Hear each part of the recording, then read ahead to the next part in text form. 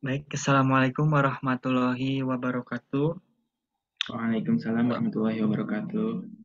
Yang saya hormati Pak Dr. Lala ST Meja SSI MT PhD. Yang saya hormati Ibu Ani Anissa SPD MT. Sebelumnya mohon izin perkenalkan kami dari kelompok 16 yang beranggotakan Ibnu Adeng Kurnia, kemudian ada Ardi Rizky Fahriza, kemudian ada Muhammad Fadilah Nur Sawal. Yang mana pada kesempatan kali ini sekiranya akan membahas atau menjelaskan atau mempresentasikan terkait package PBD MPI. Baik, untuk mengefektifkan waktu, langsung saja kepada materi yang akan kita bahas. Mangga, kepada Fadilah, mangga. Siap. Berikut ini merupakan poin-poin yang akan dibahas pada materi hari ini. Yaitu yang pertama ada deskripsi algoritma, lalu yang kedua ada deskripsi package-nya, terus yang ketiga ada pseudocode-nya dari metode atau algoritma ini, terus penjelasan dari pseudocode, terus cara menggunakan R package dengan algoritma tersebut, lalu yang terakhir ada studi kasus. Lanjut. Nah, sebelum ke materi PBDMPI-nya, saya akan menjelaskan R Programming Language. Apa itu R Programming Language? Jadi, ini adalah bahasa pemrograman yang menyediakan banyak algoritma dan libraries untuk menangani berbagai bidang seperti machine learning, analisis data, dan visualisasi dan statistik. Lalu R juga menyediakan beberapa package untuk menangani kumpulan big data. Package-package ini dikumpulkan dalam task view high information and parallel computing with R. Algoritma dienkapsulasi dalam package yang diklasifikasikan ke dalam test view, seperti test view pada machine learning. Lanjut. Nah, kita masuk ke materinya. Apa sih PBDMPI itu? Jadi PBDMPI itu adalah Programming with Big Data Interface ke MPI. Jadi PBDMPI ini bukan merupakan algoritma machine learning, melainkan untuk optimasi komputasi paralel pada big data. Lalu di PBD MPI kami menulis program dalam gaya single program atau multiple data atau SPMD. Jadi SPMD ini adalah gaya penulisan program. Lalu MPI. MPI itu adalah Message Passing Interface, merupakan standar pengiriman pesan standar dan portable yang dirancang untuk berfungsi pada arsitektur komputasi paralel. Setiap proses atau peringkat MPI menjalankan salinan program yang sama seperti setiap proses lainnya, tetapi beroperasi pada datanya sendiri. Interface yang efisien untuk MPI dengan memanfaatkan kelas dan metode S4 yang berfokus pada gaya pemrograman paralel single program multiple data atau SPMD. Nah, di sini ada S4. S4 itu apa sih? S4 itu jadi dia itu eh, object oriented yang ada pada R. Lanjut. Dalam metode PBDMPI, kami menggunakan sistem S4R yang tadi saya jelaskan secara ekstensif untuk menyederhanakan antarmuka secara signifikan. Hanya perlu memanggil fungsi generik pada data, hanya perlu memanggil fungsi generik pada data Anda, dan kami akan selalu lakukan hal yang benar. Jadi, penggunaannya ini dengan cara memanggil fungsi gitu ke ke programmingnya. Terus daripada perlu menentukan tipe, misalnya integer atau double, data melalui nama fungsi seperti dalam implementasi C atau dalam argumen seperti dalam RMPI. Jadi RMPI ini mirip kayak PBDMPI, cuman kalau RMPI ini bukan buat big data. Jadi tujuannya adalah untuk membawa model pemrograman paralel paling umum dari superkomputer menjadi pemrograman dalam gaya single program multiple data atau SPMD ke R dan memungkinkan penanganan terdistribusi yang benar-benar besar datanya. Akibatnya, PBD-MPI ini ditunjukkan untuk pemrograman mode batch dengan data besar. Di samping ini, kita dapat melihat bahwa gambar gambar dari perbandingan serial programming dengan parallel programming. Jadi, kalau serial programming itu, jadi kita itu menyiapkan variabel, lalu menjalankan prosesnya satu persatu. Nah, kalau parallel programming itu menyiapkan variabel juga, namun dengan bekerja menjalankannya secara bersamaan. Jadi paralel programming ini eh, lebih cepat gitu. Lanjut. Nah, ini merupakan fitur utama dalam PBDA-MPI. Jadi yang pertama, metode untuk tipe array atau matrix diimplementasikan dalam serialisasi dan unserialisasi, menghasilkan komunikasi yang lebih cepat daripada RMPI. Lalu metode S4 digunakan untuk sebagai besar fungsi kolektif, sehingga mudah untuk memperluasnya untuk objek umum dalam R. API di semua fungsi disederhanakan dengan semua argumen default di objek control. Lalu metode default seperti fungsi ROBJ di RMPI memiliki pemeriksaan data yang homogen ketik sehingga aman untuk penggunaan umum. Tipe data karakter diserialkan dan dikomunikasikan dengan tipe mentah. Lanjut. Nah, ini adalah deskripsi package-nya. Jadi, PBDA-MPI ini menyediakan antarmuka yang efisien ke MPI dengan memanfaatkan kelas dan metode S4 dengan fokus pada gaya pemrograman paralel, sehingga program multiple data yang ditunjukkan untuk batch eksekusi paralel. Ini detailnya, PBDA-MPI, tipenya package, lalu lisensinya Mozilla Public Lisensi 2.0. Package ini membutuhkan library MPI. Jadi untuk menjalankan package PBD MPI ini, kita membutuhkan library MPI. Contohnya kayak OpenMPI, MPI CH2 atau LAM MPI. Perintah install dengan library OpenMPI adalah sebagai berikut. Nah ini kalau udah download library OpenMPI-nya, dia itu ada perintah installnya untuk menginstal PBDMPI-nya seperti ini. Nah, selanjutnya. Nah, ini deskripsi paket berikutnya, lanjutan. Jadi di sini tuh ada argumen lain untuk OpenMPI-nya. Jadi di mana MPI root ini adalah path ke root MPI.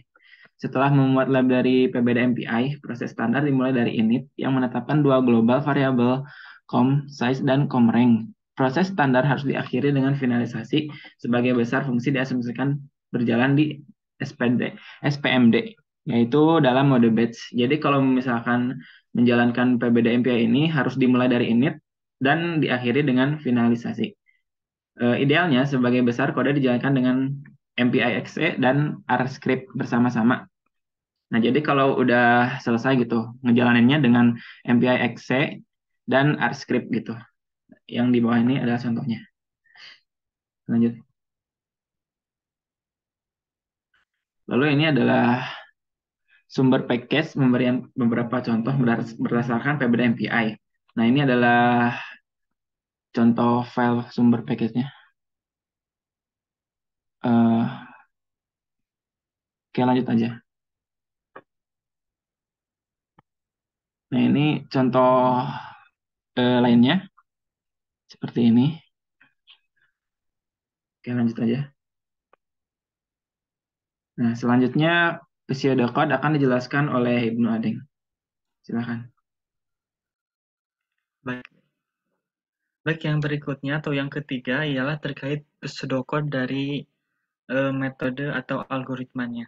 Nah, tentu pada bagian ini seperti yang telah disampaikan di awal bahwa dalam package PBDMPI itu tidak ada pseudocode-nya. Mengapa? Karena ya tentu package PBDMPI itu bukan merupakan bagian dari algoritma machine learning, melainkan hanya sebatas tools untuk optimasi komputasi paralel pada big data. Lanjut. Kemudian sama halnya seperti yang tadi untuk yang bagian keempat ini yakni terkait penjelasan pseudocode dari yang tadi, tentu ini halnya sama halnya dengan yang tadi bahwa dalam package PBDMPI itu tidak ada pseudocode sehingga ya tentu juga tidak ada yang harus dibahas. Mengapa ya? Karena PBDMPI bukan merupakan bagian dari algoritma machine learning, melainkan hanya tools untuk optimasi komputasi paralel pada big data. Next.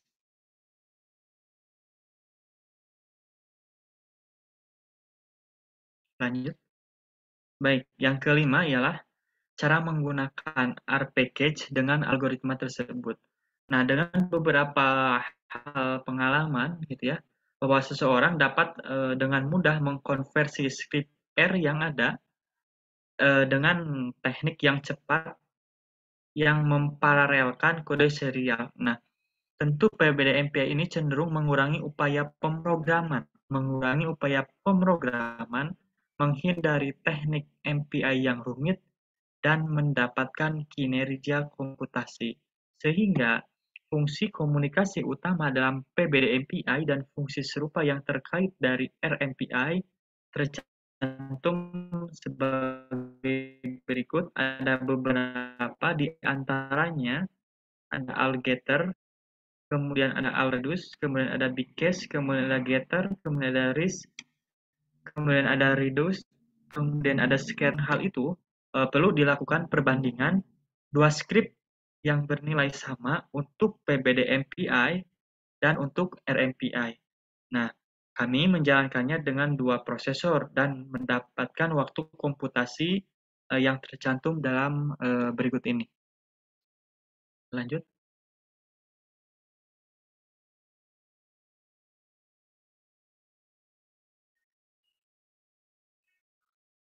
Ya, berikutnya ialah contoh seperti yang dijelaskan sebelumnya.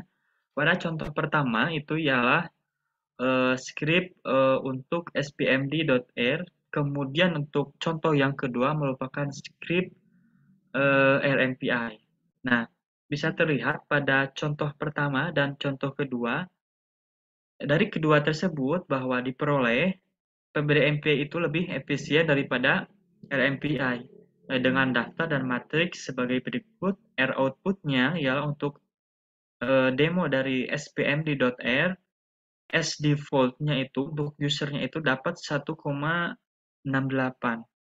Sedangkan di RMPI itu 2,960.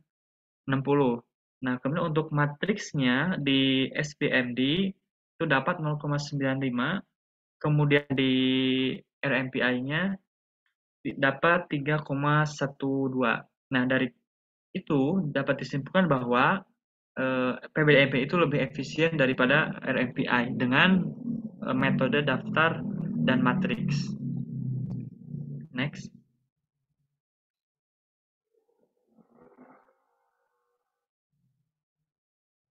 Ya, baik, untuk yang pertama ialah contoh algetter. Nah, contoh demonya seperti yang ada pada di layar, bahwa dari demo tersebut metode ini menggunakan beberapa teknik gitu ya, di mana penggunaannya itu untuk algetter ada X, kemudian X buffer sama dengan 0, X count sama dengan 0, div sama dengan 0, com sama dengan PBDMPI, demikian seterusnya.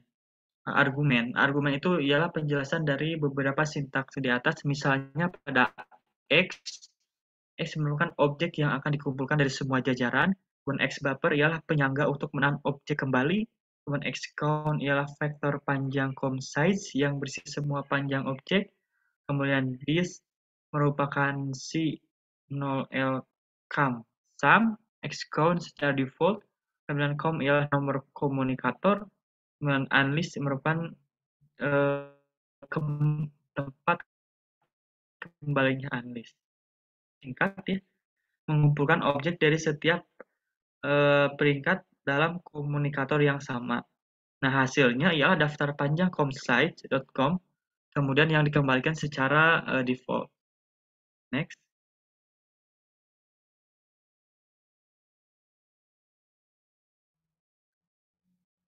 Baik, yang berikutnya ialah Elreduce. Nah, untuk Elreduce demonya ada ya, yang pada seperti yang ada pada di layar, bahwa metode ini memungkinkan semua peringkat menerima pengurangan objek dari setiap peringkat dalam komunikator yang sama berdasarkan operasi yang diberikan. Nah, penggunaannya seperti yang terlihat ada untuk Elreduce ada X, X buffer sama dengan 0 seperti yang awal-awal. Kemudian hasilnya ialah objek yang dikurangi dari jenis yang sama dengan X dikembalikan secara default.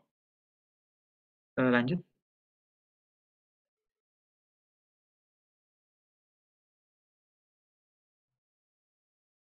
Baik, yang berikutnya ialah Getter. Nah, untuk Getter, demonya terlihat ya seperti yang ada di layar bahwa untuk metode ini memungkinkan semua peringkat mengumpulkan objek dari setiap peringkat dalam komunikator yang sama.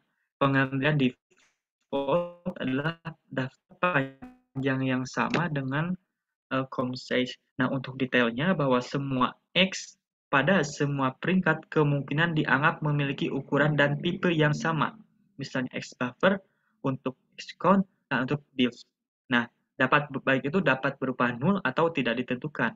Nah, namun jika ditentukan, maka jenisnya harus berupa integer atau double atau raw yang ditentukan dengan benar sesuai dengan jenis X yang tadi. Namun jika untuk X count is ya ditentukan, maka untuk spmd.getter bintang maka itu juga digunakan. Nah, hasilnya ialah jika rank D sama dengan com rank, maka daftar panjang com size akan dikembalikan secara default. Dengan catatan jika tidak nol maka itu dikembalikan. Next,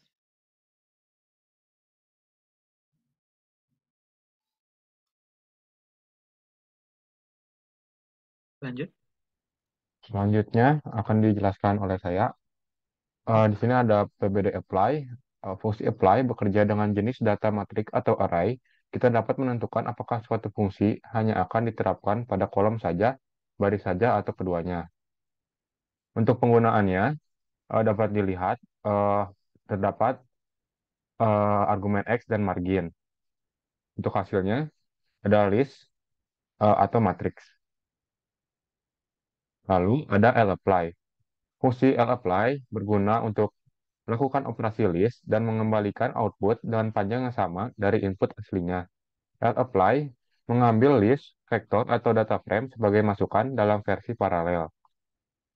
Untuk penggunaannya ada mirip dengan yang PBD apply, ada parameter X, margin, fun, dan PBD titik mode. X adalah inputan berupa array, data frame, atau list. Margin adalah berupa suatu vektor dengan nilai 1 atau 2 yang menandakan apakah suatu fungsi akan diterapkan pada baris, kolom, atau keduanya sekaligus. Lalu fun atau function adalah fungsi yang akan diterapkan. Lalu ada argumen opsional untuk function. Lalu ada mode yang digunakan untuk mendistribusi X.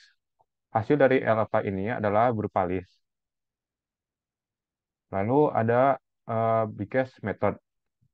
Bikes method adalah salah satu teknik komunikasi kolektif selama broadcast satu proses mengirimkan data yang sama ke semua proses dalam sebuah komunikator. Salah satu penggunaan utamanya adalah siaran, mengirimkan masukan pengguna ke program paralel atau mengirimkan parameter konfigurasi ke semua proses. Untuk penggunaannya, dapat dilihat argumen-argumennya ada X, rank titik source, dan com. X adalah objek yang akan disiarkan dari semua peringkat, lalu rank titik source adalah peringkat sumber tempat X disiarkan, lalu ada com, eh, yaitu nomor komunikator. Hasilnya adalah setiap peringkat memiliki X kembali. Dapat dilihat untuk penggunaannya pada layar, dan metodenya seperti ini. Signature X sama dengan any, integer, numerik, ataupun raw. Selanjutnya ada scatter method. Scatter melibatkan proses root yang ditunjuk mengirimkan data ke semua proses dalam sebuah komunikator. Perbedaan utama antara metode Bcache dan metode scatter adalah kecil, tapi penting. Metode Bcache mengirimkan data yang sama ke semua proses, sedangkan metode scatter mengirimkan potongan array ke proses yang berbeda. Penggunaannya berbeda dengan Bcache method. Untuk menggunakan SPMD scatter dapat dilihat metodenya. Di sini ada X buffer, dan X count. Demonya dapat dilihat di layar. Lalu hasilnya adalah elemen X dikembalikan sesuai dengan ID peringkat. Selanjutnya ada studi kasus. Dikarenakan algoritma ini digunakan untuk optimasi komputasi big data, maka tujuannya yakni untuk mengoptimalisasi dengan memakai tools PBD MPI dengan cara membandingkan PBD MPI dengan package lain. Dengan menggunakan PBD-MPI, tentunya diharapkan dapat menunjukkan waktu eksekusi dengan perbandingan yang relatif paling cepat. Sumber data yang digunakan kita ambil dari data PBD-MPI-nya. Untuk penjelasan kodenya nanti itu akan membandingkan kecepatan proses tes dengan fungsi getter pada data yang diuji oleh PBD-MPI dengan RMPI. Berikut adalah kode fungsi getter yang digunakan pada PBD-MPI. Lalu ada kode yang dibuat dengan fungsi getter yang ada di RMPI. Dapat dilihat hasilnya. Untuk RMPI, hasilnya itu lebih besar dibandingkan dengan PBD-MPI. Kesimpulannya, setelah melakukan percobaan dengan menggunakan dataset yang telah ada pada R Package High Performance Computing PBD-MPI, data yang dites dengan PBD-MPI lebih cepat dibandingkan data yang dites oleh RMPI. Maka kami dapat menyimpulkan bahwa telah dilakukan uji coba dan/atau simulasi serta berhasil mencoba untuk mengimplementasi program dengan model yang telah ditentukan untuk meningkatkan kecepatan dan menjaga akurasi hasil yang baik. Eh, Mungkin penjelasan saya segitu saja. Dikembalikan ke Ibnu. Baik, di next aja. Next.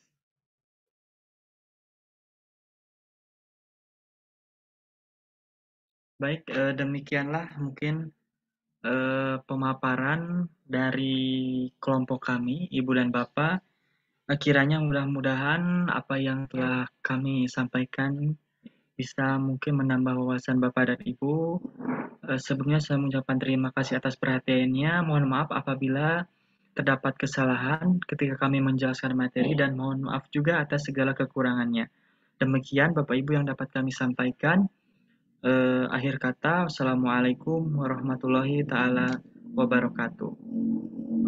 Waalaikumsalam warahmatullahi wabarakatuh.